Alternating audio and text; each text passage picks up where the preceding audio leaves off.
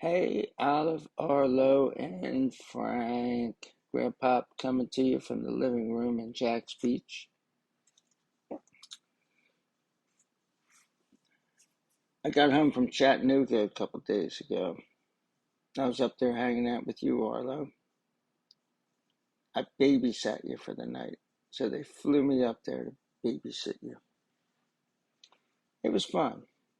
Got to hang out. We went downtown. We did cool things. And then yesterday, I drove to Orlando to some place called Orlando Shakes. It's a theater, and it's dedicated to Shakespeare. Hopefully, my voice will hold up to this. And I saw the Comedy of Errors. Very interesting. Now, in the last video, the introduction to Shakespeare, I talked about getting the playbill, and this kind of is a playbill. It's got like this is what's coming up. They don't have a lot of Shakespeare stuff, but it shows the people that were in the play. Very funny play, and it was a good production of it. They set it in New Orleans. It happens in Ephesus, in what is modern day Turkey. But it was in like ancient Ephesus, and it involves two sets of identical twin brothers who were separated at birth, and the mother and father of two of those brothers, of one set of brothers, they're separated.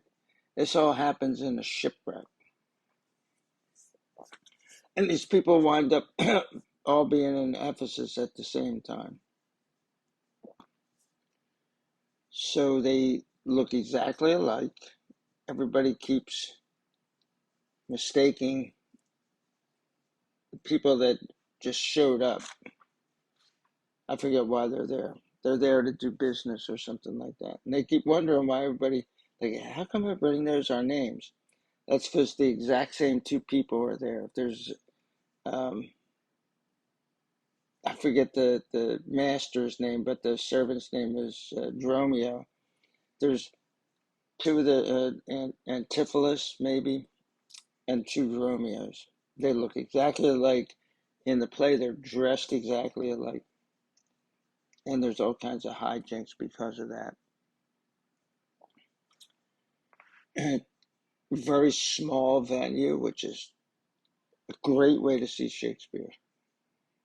You know, you go to a small place and you might have kind of crappy actors. In this instance, they were good. These folks were good. And they're right there. They're right there. They actually interact with the audience. The lady got up to go to the bathroom in the middle of it. and and the one Dromio like pointed to her like, yeah. The one Antipholus, whatever his name is, he looked at me and said one of his lines to me. When they do a soliloquy, which is talking to the audience, so nobody else can hear it. It's really them thinking. We talked about this in the last video in the introduction. It's them thinking, and so they're thinking out loud, but you can hear it because you have to know what's going on in the play. You're the audience. As they would say now, you're the end user. Welcome to the second video in the Invite Shakespeare into Your Life video series. Today we're going to talk about Julius Caesar. I want to take you back to London in the year 1599. A man named Richard Burbage had just completed the Globe Theater. And I mentioned last time I have been to the Globe Theater. It's an amazing venue. It's like the venue back then. And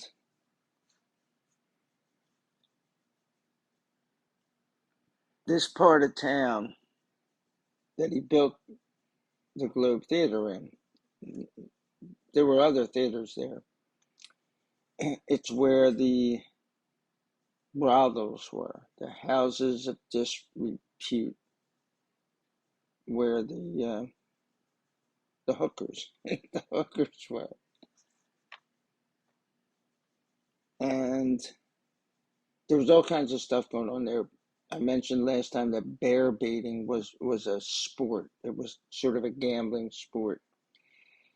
They had a bear who was tied to a stake driven into the ground. His teeth were out, and I think they sicked dogs on him or something like that.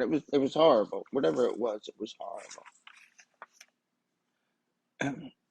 There were street performers there, jugglers, people doing tricks. I'm sure there were people doing 3-card monte, and there's things where you take the 3 cups and spin them around. You have to pick out which one has the P under it or the marble under it. I'm sure they were doing all those kind of things, which are just rip-offs. But this whole place was outside of the purview of the City of London's laws. So they kind of could do whatever they wanted to do out there.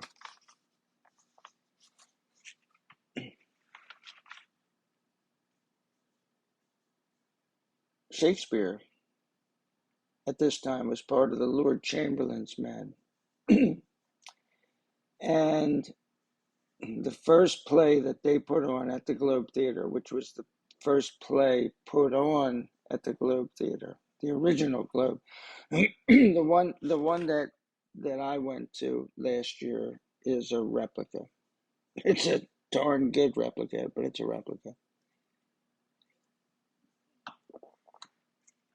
Was either a history play, Henry V, and in the last video, we talked about a famous chorus from that, the Muse of Fire, the Muse of Fire chorus, talking about imagining what you're looking at, and we're going to develop that a little more today.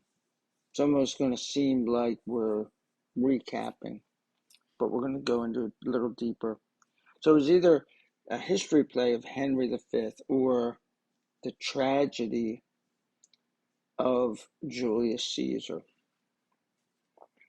Henry V was history and Julius Caesar was history. But Henry V was the history of England. So they just kind of stuck to the history, and the people that died, and the people that didn't. In ancient and I guess this was during the Enlightenment, but in olden days, a play could be a tragedy, and in tragedy, the end of it, most of the people die. Or a comedy, a lot of times when a play looks like it's going to be a tragedy, and then all of a sudden, like, whoo, everybody has a happy ending, and it's a comedy. So at the end of a tragedy, people die. At the end of a comedy, people get married, normally. This place where the theater was called the Liberties, because you could take your liberty and do just about anything like that. And everybody would go there to see plays.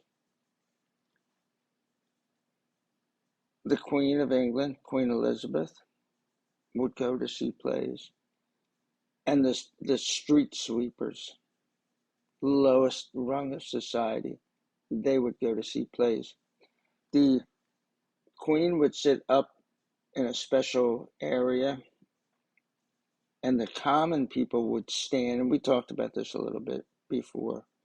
Common people would stand in the pit, like this open air area. 7% of London's population would go to see a play every week. So we're talking about a lot of people. And we looked at the globe the last time, and this is just a refresher. It kind of looked like that. Now this doesn't show where but the common people would stand down here, and then up in back of them would be like the people who paid real money to get in there. And it almost looks like a house. So they'd have people like walking out and doing things. Balcony scene would be actually on the balcony and stuff like that.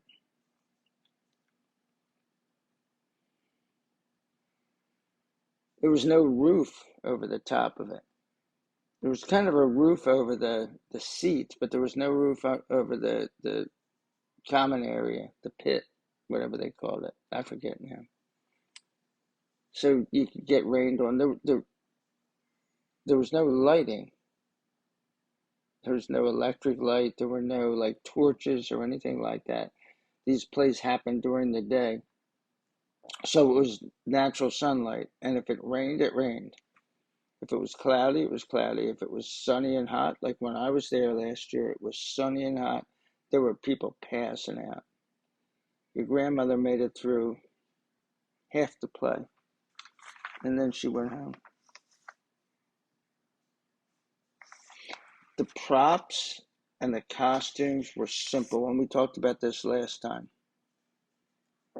You watch Shakespeare on TV, Julius Caesar, guy gets up there to give the speech, Marcus Antonius gets up there, friends, Romans, countrymen, and there's like what looks like thousands of people out there. The play I went to see yesterday, 15 people. That sounds about right for these kind of plays. So you have to use your imagination to imagine, and Shakespeare makes that very easy for you to do.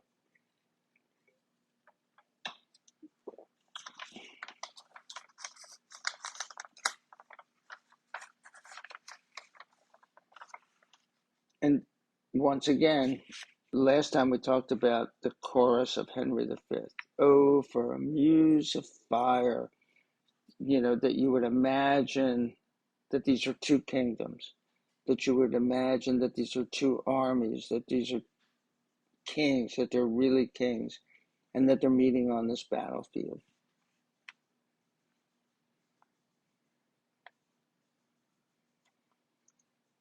I saw Lear at the Globe, the new Globe,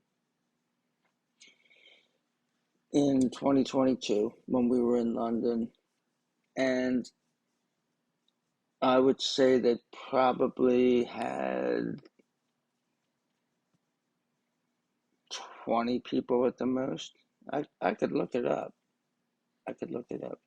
Maybe they only had 15, just like at this small place in Orlando, Florida. And by the way, there was no bear baiting going on outside of it. It's in the middle of London right now, even though back then it was sort of the suburbs. It was the wrong side of the river.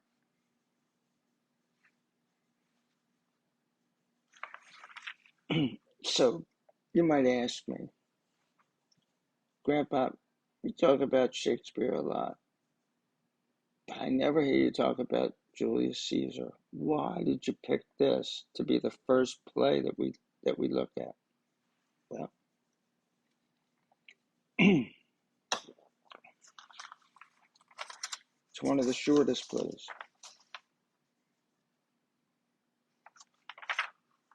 The English in it is a little simpler.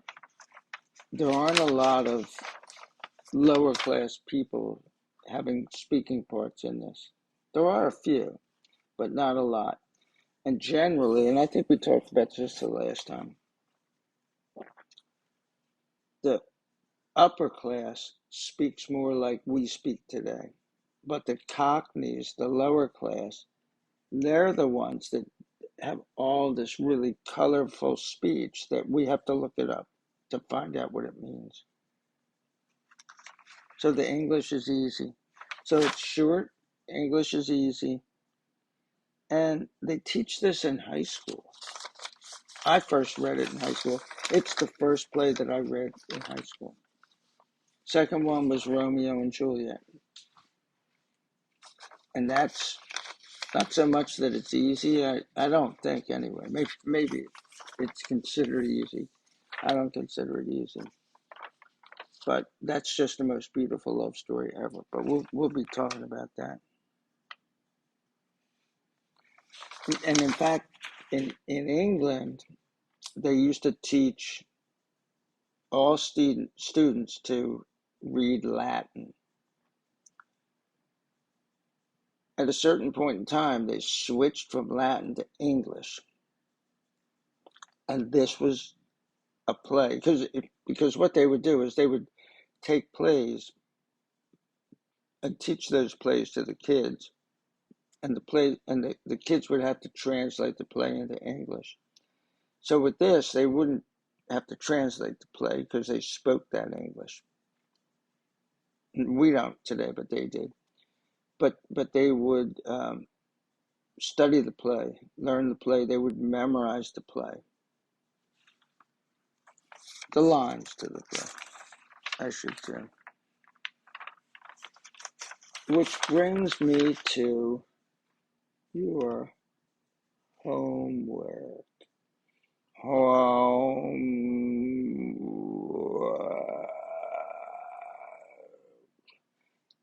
Did Grandpa just say homework? It's not allowed to give us homework. Au contraire. You got homework. I want you to memorize Marcus Antonius' speech. I'm going to read it to you. If you wonder if I haven't memorized, ask me next time you see me. See if I can just rattle it off for you. This is, if not the most famous speech in the English language, one of the most famous speeches in the English language. I talked about it last time.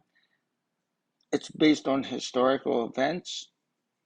It might be nothing like what Mark Antony said. So what has happened is Caesar has come back. Well, we're going to get into this in a second. I won't set it up. I won't give you the plot yet. Here it is. Friends, Romans, countrymen, lend me your ears. I come to bury Caesar, not to praise him. The evil that men do lives after them. The good is oft interred with their bones. So let it be with Caesar. The noble Brutus hath told you Caesar was ambitious. If it were so, it was a grievous fault. And grievously hath Caesar answered it. Here under leave of Brutus and the rest, for Brutus is an honorable man. So are they all honorable men. Come I to speak in Caesar's funeral. He was my friend, faithful and just to me. But Brutus says he was ambitious. And Brutus is an honorable man. He hath brought many captives home to Rome, whose ransoms did the general coffers fill. Did this in Caesar seem ambitious? When that the poor have cried, Caesar hath wept. Ambition should be made of sterner stuff. Yet Brutus says he was ambitious, and Brutus is an honorable man. You all did see that on the Lupercal I thrice presented him, and that's 3 times, presented him a kingly crown, which he did thrice refuse. Was this ambition? Yet Brutus says he was ambitious, and Brutus is an honorable man.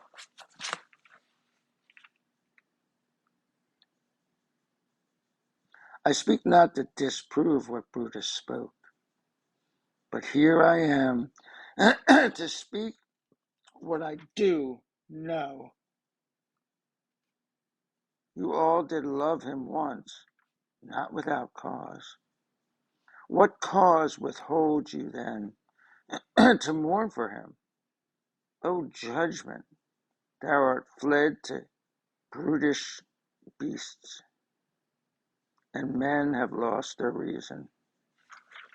And then he weeps. He goes to the side and weeps. And he says, bear with me. My heart is in the coffin there with Caesar, and I must pause till it come back to me. And so now people start to say things. There's people in the audience, and so there's a plebeian, a common person, says, methinks there is much reason in his sayings. And another one says, if thou consider rightly of the matter, Caesar has had great wrong. Another says, has he not, masters? I fear there will a worse come in his place. Mark these words, he would not take the crown. Therefore, 'tis certain he was not ambitious. If it be found so, some will dear abide it. So these are all like one line at a time, these different people saying this stuff. So they're starting to say, wow, we were told Caesar was a tyrant, and that's why they killed him. But this guy's telling us something that makes sense. So he's turning this crowd around. And Mark Anthony gets back on the script here.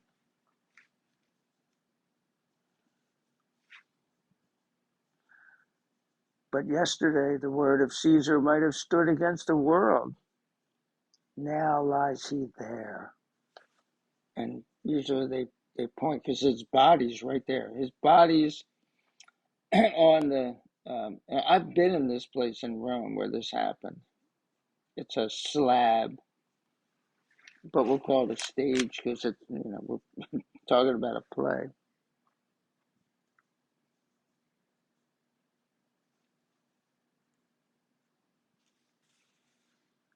And none so poor to do him reverence. O masters, if I were dispersed to stir your hearts and minds to mutiny and rage, I should do Brutus wrong and Cassius wrong. So these are the 2 guys that were the main people in this this plot against Caesar, where they stabbed him and killed him, who you all know are honorable men. I will not do them wrong. I rather choose to wrong the dead than to wrong myself and you. Then I will wrong such honorable men. But here's a parchment with the seal of Caesar. I found it in his closet. 'Tis his will. Let but the commons hear this testament, which, pardon me, I do not mean to read. And they would go and kiss dead Caesar's wounds and dip their napkins in his sacred blood.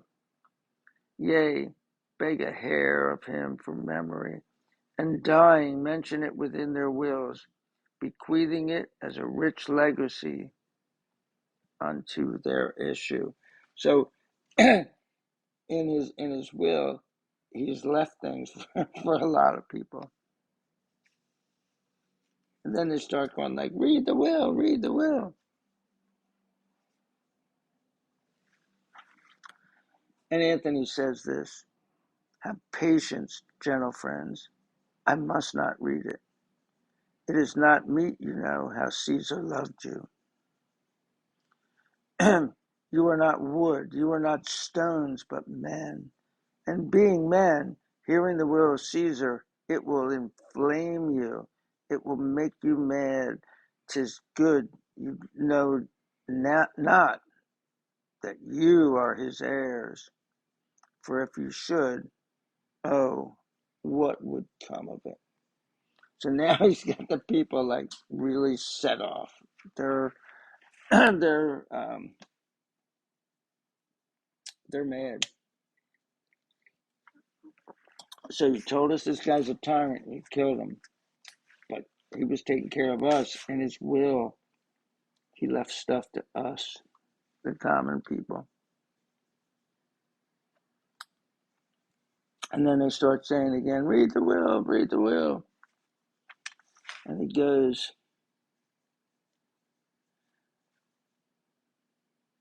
will you be patient? Will you stay a while? I have overshot myself to tell you of it. I fear I wrong the honorable men whose daggers have stabbed Caesar. I do fear it. And then the people start to turn and they go, they were traitors. They were traitors. They were villains, murderers. And Anthony says, you will compel me then to read the will? Then make a ring about the corpse of Caesar, and let me show you him that made the will. Shall I descend? And will you give me leave? So he's saying, can I come down into the crowd? And are you going to make way for me? And they're like, yeah, descend. Come on down. Get down here, dude.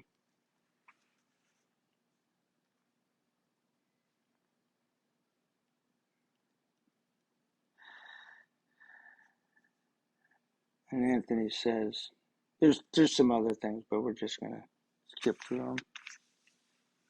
If you have tears, prepare to shed them now. You all do know this mantle. And so he's pointing to this like sash that Caesar has on. I remember the first time ever Caesar put it on. 'Twas on a summer's evening in his tent. That day he overcame the nervi. Look, in this place ran Cassius's dagger through. So now he's got the people all surrounding the body, and he's pointing to the wounds, to the stab wounds. These guys like went chur, chur, chur, and killed him. They all stabbed him at least once. Look, in this place ran Cassius' dagger through. See what a rent the envious Casca made. Through this the well-loved Brutus stabbed, and as he plucked his cursed steel away, mark how the blood of Caesar followed it. So Brutus was almost like a son to him. And Brutus became convinced that he was a tyrant and he had to be killed. As rushing out of doors to be resolved, if Brutus so unkindly knocked or no, for Brutus, as you know, was Caesar's angel. Judge, O you gods, how dearly Caesar loved him. This was the most unkindest cut of all. Brutus stabbing him because he he realizes, like, yeah, these guys are stabbing me, and then he looks and there's Brutus with a knife, and he says, "Et tu, Brute? You too, Brutus? You're like my son. You're gonna kill me? Not cool."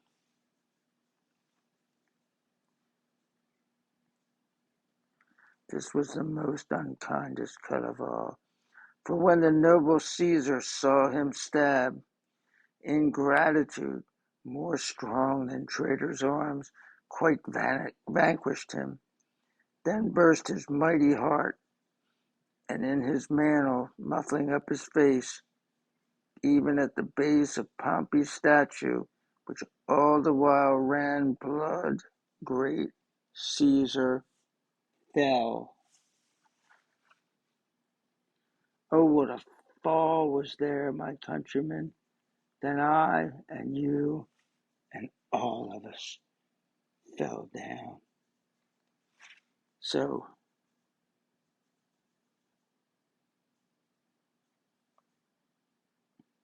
I'm not going to go on. And it does go on, but by this time the people are just like, yeah, those SOBs. But they said it in Old English. They're saying, like, revenge, burn, fire, kill, slay. Let not the traitor live.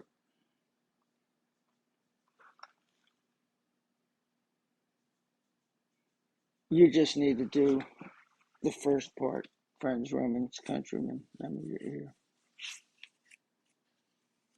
Do as much of it as you can. See what happens.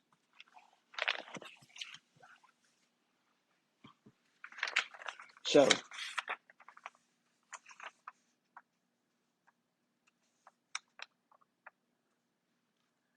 um,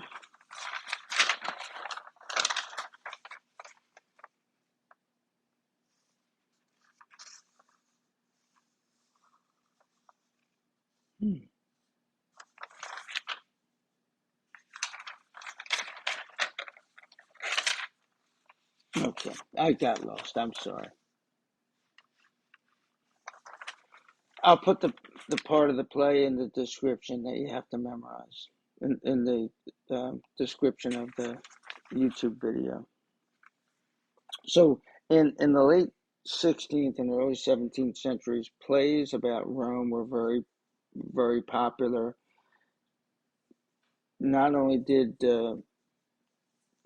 Shakespeare do Julius Caesar, but he did Antony and Cleopatra, and Antony is the Mark Antony. He's the guy giving this speech. So he did a play called Coriolanus, and Ben Jonson, who was another contemporary of Shakespeare, he wrote some plays too about ancient Rome. Queen Elizabeth had been on the throne for about 40 years at this time, and she was getting ready to eventually die, and she had no heir.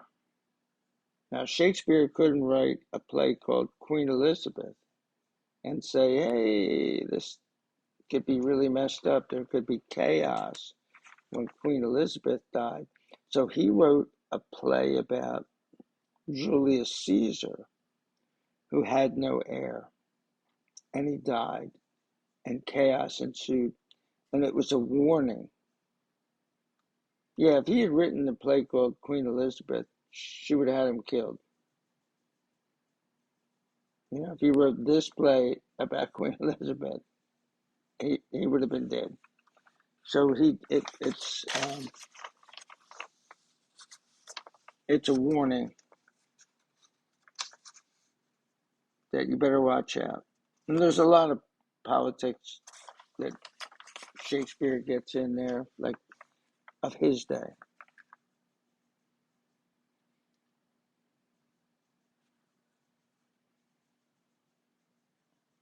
So if you're going to go to see the play, what do you want to do? Well, first, you want to know what the play's about. So I went to the Royal Shakespeare Company in Stratford upon Avon. I mean, I physically went there last year, but I went to their website and I got the plot summary. And it says this synopsis: Shakespeare's political thriller tells the story of the conspiracy against Caesar, the assassination, and the defeat of his conspirators. So, this is some background. Julius Caesar has returned to Rome triumphant from the war against Pompey. So, Pompey was the guy that was in charge before Caesar. Caesar defeated him. He crosses the Rubicon, which is it's something that we say today. You cross the Rubicon. He wasn't allowed to cross the Rubicon with an army because that meant he had declared war on Rome. So once he crossed, he was going to come take over. Everybody knew that.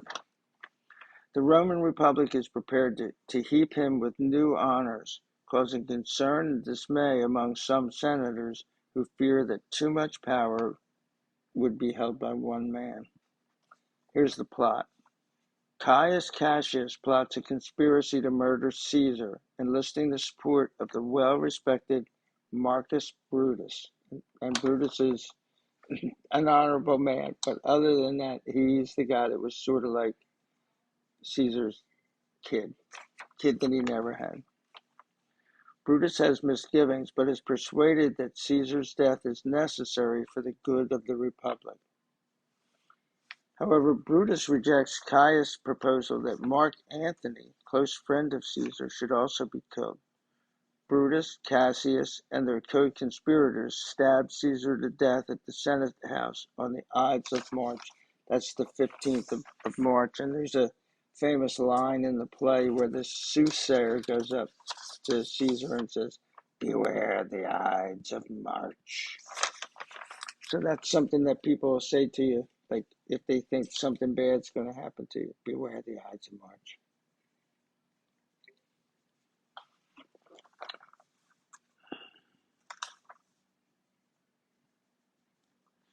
At Caesar's funeral, Brutus addresses the people and successfully explains the conspirators' motives. However, Mark Antony speaks next and turns the mob against the conspirators, who are forced to flee Rome. And that's what we looked at. Friends, Romans, countrymen, lend me your ear. I come to bury Caesar, not to praise him. But he winds up praising Caesar.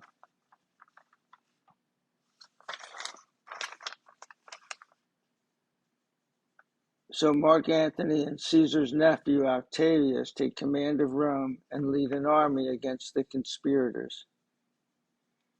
And Brutus and Cassius are defeated in Philippi, where they kill themselves rather than be captured.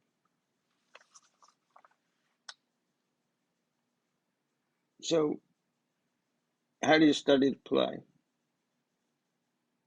After you do this, this is the basics. Find out what the play is about. Go online, find out.